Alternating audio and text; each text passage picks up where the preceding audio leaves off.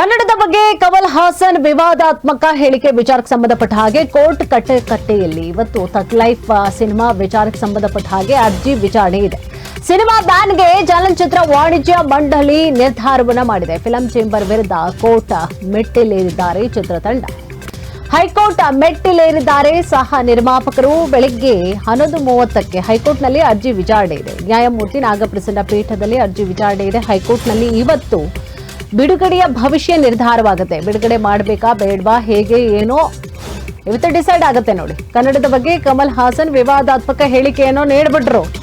ಅದಾದಂತಹ ಬೆನ್ನಲ್ಲೇ ಈಗ ಬಹಳಷ್ಟು ಆಕ್ರೋಶ ಕಿಚ್ಚು ಕೇಳಿ ಬರ್ತಾ ಇದೆ. ಅಕಸ್ಮಾತ್ ಇಲ್ಲೇನಾದ್ರೂ ರಿಲೀಸ್ ಮಾಡಿದ್ರೆ ಬಿಡೋದಿಲ್ಲ, ಪೋಸ್ಟರ್ ಇಂದ ಹಿಡಿದು ಎಲ್ಲ ಕಿತ್ತಾಕ್ತಾರೆ. ಅದಕ್ಕೆ ಏನ್ ಮಾಡಿದಾರೋ ಅವರು ಭಯ ಆತಂಕ ಕಾಡ್ತಾ ಇತ್ತು. ಅದಕ್ಕೆ ಕೋರ್ಟ್ ಮೊರೆ ಹೋಗಿದ್ದಾರೆ ಅವರು. ಕೋರ್ಟ್ ಕಟಕಟಿಯಲ್ಲಿ ಇವತ್ತು ಥಗ್ ಲೈಫ್ ಸಿನಿಮಾದ ಭವಿಷ್ಯ ನಿರ್ಧಾರವಾಗುತ್ತೆ. ಏನು ಅಂತ ಬಿಡುಗಡೆ ಮಾಡಬೇಕಾ ಬೇಡವಾ ಹೇಗೆ ಏನು ಅನ್ನೋದು ಇವತ್ತು ಡಿಸೈಡ್ ಆಗುತ್ತೆ. ಇನ್ನು ಸಿನಿಮಾ ಬ್ಯಾನ್ಗೆ ಚಲನಚಿತ್ರ ವಾಣಿಜ್ಯ ಮಂಡಳಿ ಈಗಾಗಲೇ ನಿರ್ಧಾರವನ್ನು ಕೈಗೊಂಡಿದೆ.